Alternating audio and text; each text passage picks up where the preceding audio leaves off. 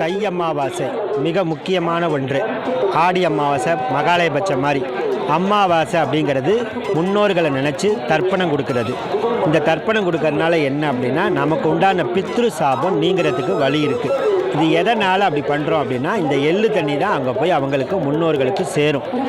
இதை செய்யாமல் மறந்துட்டாலோ இது பண்ணிட்டாலோ இப்போ திதியில் கொடுக்காட்டியும் தை அமாவாசையில் செஞ்சுக்கலாம். மாமா மாமி அண்ணன் அண்ணி யாருக்கு வேணாலும் செய்யலாம். பித்ரு காரியத்தை செய்கிறதுனால பலன் என்ன அப்படின்னா, சீக்கிரம் கல்யாணம் ஆகும். குழந்தை இல்லாதவங்களுக்கு குழந்தை பிறக்கிறதுக்கு வாய்ப்பு இருக்குது. இந்த பித்ரு காரியத்தை செய்யாமல் வர்றதான் பித்ரு சாபமாக மாறுறது.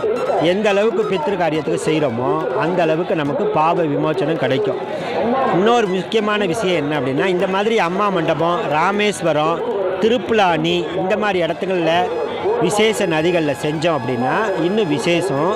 அதனால் என்ன அப்படின்னா, முழு பலன் கிடைக்கும். நினைத்த காரியங்கள் கைகூடுறதுக்கு வழிபடுக்கும்.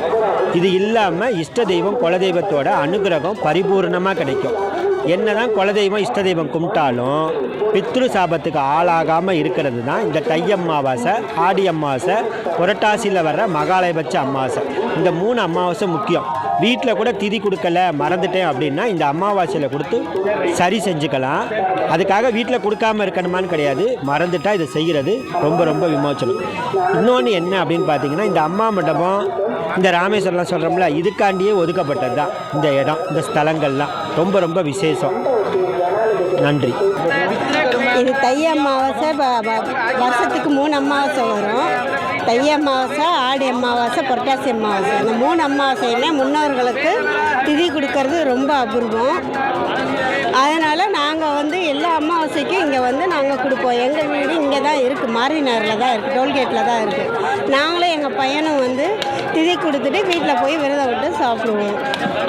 பசுமாட்டுக்கு அவுத்திக்கீரை, பச்சரிசி, வாழைப்பழம் கொடுத்து விரதம் விட்டு நைவேத்தியம் பண்ணிவிட்டு இங்கேருந்து போகிறப்ப ஒரு 4-5 பேர்த்துக்கு அன்னதானம் வாங்கி கொடுத்துட்டு தான் நாங்கள் போவோம்.